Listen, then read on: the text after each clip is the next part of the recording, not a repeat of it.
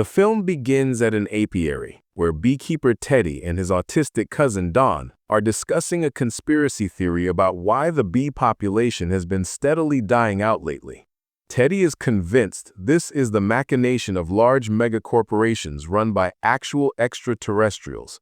Teddy, a conspiracy theorist, plans to fight back against the aliens, for which he keeps his body in shape by practicing yoga and fitness. He involves Don in his training, confident that during the upcoming lunar eclipse, aliens known as Andromedians will use the natural phenomenon as cover to park their mothership on Earth. Meanwhile, their secret agents are already roaming among humans, preparing the ground for a full-scale invasion. In parallel, Michelle, the head of a major pharmaceutical company, is preparing her body for a long, productive, and happy life. From early morning, she undergoes numerous procedures designed to lock the beauty of youth within her relentlessly aging body. To stay toned, Michelle practices martial arts, while her specially hired trainer carefully lets her win. When Michelle heads to work at the factory, brothers Teddy and Don go shopping for everything necessary for their plan to save the planet from alien invaders. That evening, Teddy convinces Don that the operation's success requires 100% concentration. The man asks his brother to undergo chemical castration so that sexual instincts won't drain his strength. Teddy claims he did this long ago. Don resists for the sake of appearances, but eventually agrees to the injection, which causes irreversible changes in his body. As a successful businesswoman, Michelle records a video message praising her own company as a leading beacon of progress, inclusivity, and tolerance. However, off-camera, she is extremely arrogant toward her subordinate staff. After work, the woman drives home, where two masked kidnappers, Teddy and Don, are waiting for her in the bushes. Sneaking up to the car, the brothers try to grab the target, but Michelle breaks free thanks to her physical training. She tries to hide in the house, but Teddy pursues her, forcing a struggle in the bushes. Breaking loose, the woman runs across the lawn, but soon notices a syringe sticking out of her leg and falls unconscious. The kidnappers shove her limp body into the car, adding Grand Theft Auto to their list of crimes. Sitting behind the wheel, Teddy orders his brother to shave the victim's head. The Andromedians maintain contact with the mothership and each other through their hair. That same evening, the brothers dispose of the shorn hair, masks, and other evidence by burning them in a bonfire. Bound hand and foot, Michelle is placed in the basement of Teddy's house, where they apply antihistamine cream to her face. This also blocks alien signals. Meanwhile, the host explains to Don that aliens can be identified by characteristic features: thin ankles and fingers, ears, and facial structure. Then, before the woman wakes up, the kidnappers put on suits to appear before her in all their glory, thereby showing respect. When Michelle comes to, Teddy introduces himself as the leader of the resistance against the alien intervention. He explains his theory, according to which she belongs to a malevolent alien species. But the woman denies the accusations, explaining she is a big business shot and she will be looked for and found soon. To avoid complicating the situation, she suggests they negotiate immediately and part ways. Her words evoke laughter. Teddy doesn't believe a single word. He insists the captive must organize an audience with the Andromedan Emperor on his ship, so they can agree on a compromise where humanity is not enslaved. The kidnappers hand Michelle a dictaphone to record a message to her kin and leave her alone. Watching her through a video camera, the brothers eat dinner. Teddy says the aliens are poisoning bees with pesticides, and this is just the beginning. At night, he has surreal flashbacks about his sick mother. In the morning, Teddy heads to work on his bicycle. On the way, he is stopped by a police officer who turns out to be Casey, an old acquaintance of the guy, who was his babysitter long ago. Casey invites his former charge over, but Teddy politely refuses, having no desire to continue the interaction. During lunch at the warehouse, Teddy watches a TV report about the disappearance of the pharmaceutical company head. In the evening, after returning home and checking the apiary, Teddy goes down to the basement to see Michelle to continue the conversation. Although the captive recorded the request for a meeting with the Emperor on the dictaphone as requested, the guy is still unhappy. He says it's not even her native language. The woman continues to insist she is not an alien, which only angers Teddy. He even menacingly swings a chair at her, smashing it and frightening Dawn. When Michelle calls the kidnapper a sick man, he hits her. Later, Teddy again shows Dawn footage about the Andromedeans, how they arrived from another star system on their elaborate and ornate spaceship, fittingly named the Fluggicajan. Meanwhile, Michelle tries to escape, testing the strength of the chain and mounted rings. Returning to the basement with new ideas and the shotgun, the kidnappers like Vladimir Ilyich propose a different path. They attach electrodes to Michelle, hoping electric shocks will make her a bit more cooperative.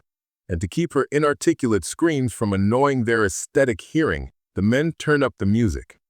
Teddy methodically and systematically increases the voltage, monitoring the vital parameters of the experimental alien. When her screams drown out the music, Don tries to stop his brother, but Teddy doesn't allow him to interfere. Only when the power cuts out due to the voltage does Don pull the cord, cutting power to the makeshift electric chair. A stunned Teddy realizes that aliens usually couldn't withstand that much voltage. He apologizes to Michelle, but not because he decided she is a human. The kidnapper realized she is a high-ranking member of the alien imperial family, hence the endurance. Wiping blood from her face with a rag, Teddy invites the royal alien to dinner.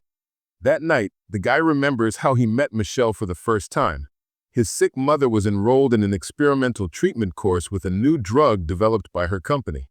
During the day, while Teddy is at work, the captive takes a bath under Don's supervision, preparing for dinner. They seat her on a specially secured chair, buckling her leg to the leg of the chair so she doesn't run off before dessert. The feigned peaceful conversation at dinner touches the topic of bees, Teddy's favorite yet painful subject. Knowing his opinion on the true causes, Michelle says that actually no one really knows what the matter is. Queen bees simply flee the hives, dooming the swarm to extinction. In her opinion, conspiracy theorists like Teddy want to find a simple explanation and designate a culprit, like a secret corporate plot. But in reality, the situation is different. When Teddy again accuses the guest of killing bees and calls her an alien, Michelle suddenly remembers seeing him when his mother was signed up for the experimental treatment course. After it, the woman got worse and fell into a coma. Michelle's comments that such an outcome happens with experimental treatments slowly drive Teddy mad. Additionally, she offers help to the kidnappers, comparing them to the mentally ill. Eventually, Teddy simply lunges at her across the table to attack. He chokes Michelle, and she responds by stabbing a fork into his hand. Detaching herself from the toppled chair, the girl tries to escape, but the guy catches up to her. However, Michelle, showing miraculous agility, first pulls guard, then performs a sweep and ends up in full mount. Only a calming rifle butt to the face quiets her down. At this time, a police car pulls up to the house. Officer Casey looks around before seeing his old friend Teddy in the window. The cop asks permission to enter, mentioning he is checking the neighborhood in search of the missing corporate head, Michelle. Her car was spotted on CCTV in a nearby area. Teddy, unnoticedly, turns off the surveillance monitor showing the unconscious captive in the basement, guarded by Don. He answers the cop's questions, saying he saw neither the car nor the missing woman. Due to rules of hospitality, the host is forced to treat the guest, manipulating only one hand. The other was injured by the fork in the struggle. To distract the visitor, Teddy takes him outside to show his apiary. In the basement, a conscious Michelle, realizing someone is upstairs, sees her guard is nervous. Remembering that Teddy bossed his brother around, completely subjugating his weak will, the woman talks to him, trying to convince him that this is wrong and that Don is the one who can save her like a real hero. However, he believes she is a real alien and asks her to take him on the spaceship. To gain trust, Michelle promises to show Don the spaceship. Then he asks for forgiveness for everything he did, after which he paints everything around with his brains. The shot outside was heard by Teddy and Casey, forcing the host to beat the policeman to death with a shovel to avoid being caught.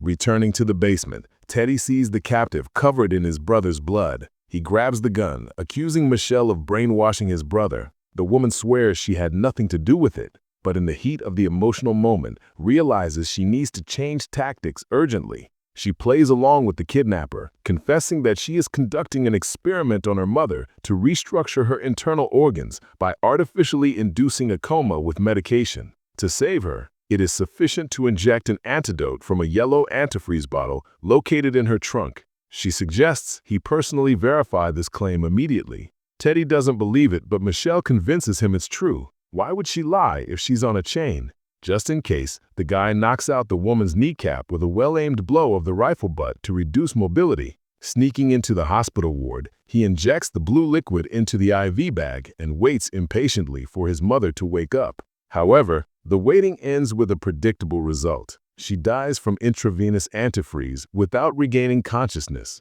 Crying, Teddy climbs out the window and races home to take revenge on the deceiver. Meanwhile, Michelle somehow reaches Don's corpse to fish the keys out of his pocket with her one good leg. Unlocking the chain, she realizes she can't climb the stairs with a shattered knee. Then her attention is drawn to a door, camouflaged as a wall, leading to an adjacent room. Inside is a storage of human remains. This is where Teddy dissected those he suspected of being aliens.